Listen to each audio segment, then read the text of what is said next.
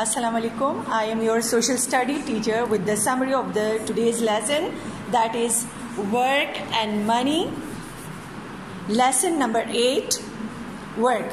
New Oxford Social Study book for Pakistan. Okay?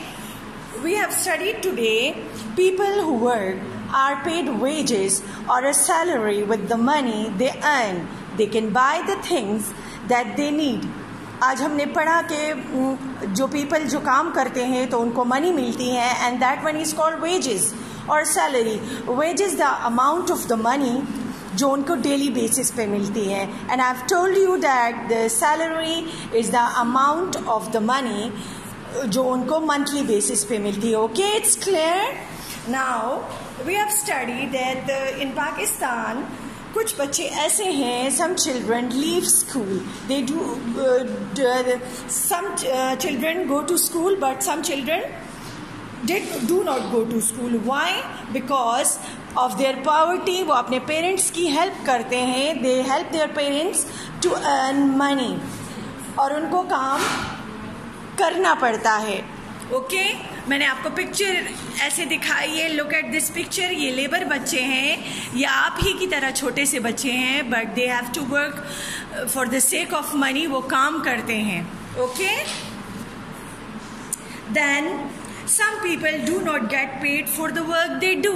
मैंने आपको बताया जैसे for example many mother work very hard. They cook, they do the shopping, look after the children, take care of their homes and do many tasks for the family and they are homemakers.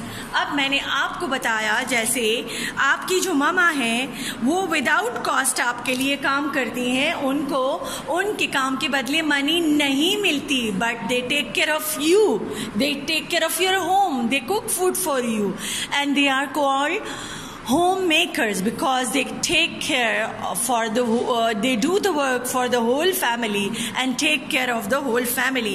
और जो मामा होती हैं उनको homemakers कहा जाता है. Then I have showed you the picture of a mama. ये देखें, a homemaker. Then आपको मैंने बताया that today many women also have jobs outside their homes and get paid for the work they do. People have to study hard for many years. मैंने आपको बताया कि today जो आपकी मामा हैं वो विदाउट कॉस्ट बग़ैर मनी के काम करती हैं, बट टुडे बहुत सारी लेडीज़ हैं, बहुत सारी वुमेन हैं. जैसे मैंने आपको बताया that your principal, your teacher, they all work. Lady doctors हैं हमारे पास, पुलिस वुमेन हैं, तो वो विदाउट कॉस्ट काम करती हैं, वो विद फॉर पेमेंट काम करती हैं और उनके लिए उनको पेमेंट मिलती है. हर जॉब्स में आजकल वुमेन पायलट्स भी हैं. ओके, फिर है हमारे पास, मैंने आपको बताया कि बहुत सारे हमारे पास जॉब्स हैं, जैसे डॉक्टर्स हैं, साइंटिस्ट हैं, प्रोफेसर एंड इंजीनियर्स. बट इन सारी जॉब्स को एक ख़ास नाम दिया जाता है and that these all jobs are called professions. मैंने आपको प्रोफेसर की पिक्चर बताई थी और उनको आपको बताया था कि when we study we go to school, then we go to college and after that we go to university and after that we go for higher studies, then we became professors. इनके लिए उनको बहुत सारा पढ़ना पड़ता है, उनको PhDs करनी पड़ती हैं. Okay, then people who do construction works or build buildings, they are called engineers. Okay, जिसमें आप सारे बच्चों ने मुझे बताया कि हम भी इंशाल्लाह सब इंजीनियर्स बनेंगे. Okay, then I have told you this is the scientist. This is also profession और ये बहुत सारे रिसर्च वर्क करते हैं डिफरेंट चीज़ों पे. Okay, then I've told you people who work in factories and offices have to be trained. अब जो offices and factories और schools में काम करते हैं, they have to be trained and for that training we use a specific word, एक खास word use करते हैं और हम उनको कहते हैं skilled people. People who are trained, they are called skilled people. I've told you, I have given you the examples like computer operators, crane operators, technicians and mechanics. I have show you the picture. This is the picture of a technician. He is a skilled man. He is a skilled man and he knows the work of electricity. He is trained for that work. You should not touch electricity at home, okay? It can be dangerous. So I have shown you the picture of a mechanic. ये भी skilled लोग होते हैं, ये mechanics का काम जानते हैं. Then the crane operators. ये picture आप देख लें. Then this is a picture of a computer operator. Then आपको बताया मैंने, manual workers are those who work with their hands, doing hard work like digging or working as a loader or gardener. They are usually strong but unskilled or semi-skilled. Manual workers वो लोग होते हैं जो हाथ से काम करते हैं, okay? Then people who do social service and work to help others are generally not paid. जो लोग social service करते हैं, they are generally not paid and they are called volunteers who offer to work free of charge. Those people who work free of charge, they are called volunteers. Okay? इनको हम उर्दू में रज़ाकार भी कहते हैं. They are called volunteers. You should know the term. Then today we are studying about the agriculture. Agriculture is the term for all kinds of work to do with farming, such as growing crops or caring for animals to provide food, wool and other products. I have shown you कि agriculture कहते हैं. It is the term for all kinds of work. So it is or farming. ये देखें, अब ये एक crop की picture है. यहाँ पे क्रॉप उगी हुई है, ये देखें. This is the crop of a cotton. So what happened next?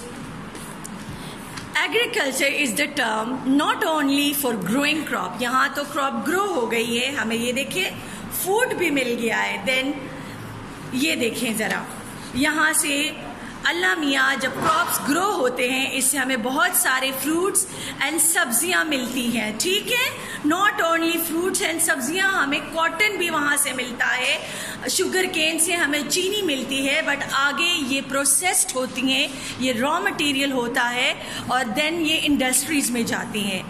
फिर हमारे पास कैटल फार्मिंग भी, it is also a kind of agriculture कि जब लोग इस से वाबस्ता होते हैं, वो कैटल्स पालते हैं, वो काउस पालते हैं, वो शीप्स पालते हैं. शीप फार्मिंग उसको कहते हैं और उसको कैटल फार्मिंग कहते हैं. वो शीप पालते हैं और कैटल्स पालते हैं. तो जो कैटल्स होते हैं उससे आगे हमें लेदर मिलता है, जो इंडस्ट्री में हमारे लिए रॉ मटेरियल के तौर पे यूज़ होता है. शीप से हमें वुल मिलती है और ये वुल जो होती है आगे इंडस्ट्री में यूज़ होती है और इससे डिफरेंट काइंड ऑफ थिंग्स बनती हैं. ओके, सो एग्रीकल्चर की जो हमारे पाकिस्तान में 42%, ये बेटा आपने याद करने, 42% लोग जो है एग्रीकल्चर से वाबस्ता हैं. देन इंडस्ट्री, आगे मैंने आपको बताया था, जो हमें industry is the term for work in making things और वर्किंग विद रॉ मटेरियल्स.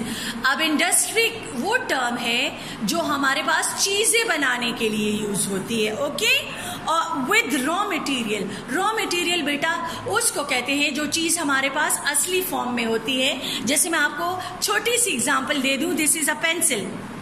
ये हमारे पास लकड़ी से बनी हुई है बेटा, लेकिन हमारे पास लकड़ी से पेंसिल तो नहीं बनती ना. इसके लिए इसको एक खास प्रोसेस से गुजरना पड़ता है और वो होता है, इसकी प्रोसेसिंग का काम होता है. ये इंडस्ट्री में जाती है लकड़ी, तो जो लकड़ी होती है वो रॉ मटेरियल होता है हमारे पास, जो अपनी उसको खाम माल कहते हैं, अपनी असल शक्ल में होता है. Then it go to industry, उसको पेंसिल की शक्ल में मिलती है. देन उसमें लेड डाला जाता है, then it became a pencil for you.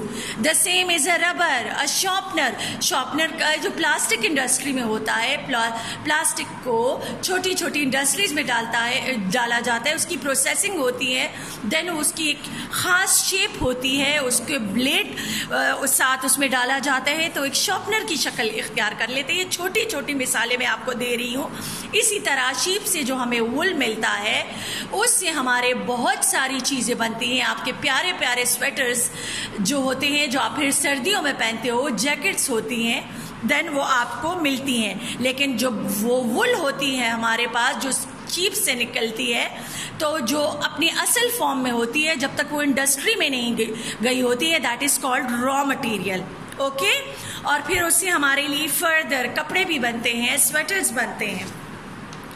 Then the third term, और हमारे पास जो इंडस्ट्री में है बेटा, actually Pakistan is an agriculture country, तो हमारे पास 42% लोग एग्रीकल्चर में हैं एंड 24% लोग इंडस्ट्रीज में। Okay, then we have the term services. इसको हमने बेटा चैप्टर में बहुत ज़्यादा डिटेल में किया हुआ है, but I am telling you that we have 34% people working in the services, in different form of services. अब सर्विस की जो टर्म है बेटा, there are different form of services. Service is the term for all kind of work involving repairs and maintenance of machine. अब services में हमारे पास मशीनों की मरम्मत का काम भी आता है, उनकी बहाली का, उनकी केयर का काम भी आता है, बिल्डिंग्स की केयर का काम भी आता है। ओके, और इसमें डिफरेंट टाइप ऑफ वर्क्स आते हैं जो पब्लिक सेक्टर में होते हैं, जो लोग ट्रांसपोर्ट में काम करते हैं, गैस में काम करते हैं, महकमे में बिजली और पानी के महकमों में काम करते हैं, that is also called services. मैंने आपको पुलिस सर्विस का भी बताया था, फायर ब्रिगेड की सर्विस का भी बताया था। The last is that when you begin to work, you should choose a job which interest matches your interest, that enables you to serve your country. The most important is that कि जब आप काम करने लगो तो always वो काम करो जहाँ which interest matches your interest, जो आपके फायदे में भी हो, जिससे आपको फायदा हो रहा हो और जहाँ आपका इंटरेस्ट भी हो। Then what will happen? आप जहाँ आपका दिल लगेगा, जहाँ आपका इंटरेस्ट होगा, जो चीज़ आपको बेटर तरीके से आएगी, that you will be able it will be much better for you to serve your country. It was the summary of today's lesson, and Allah Hafiz. Okay.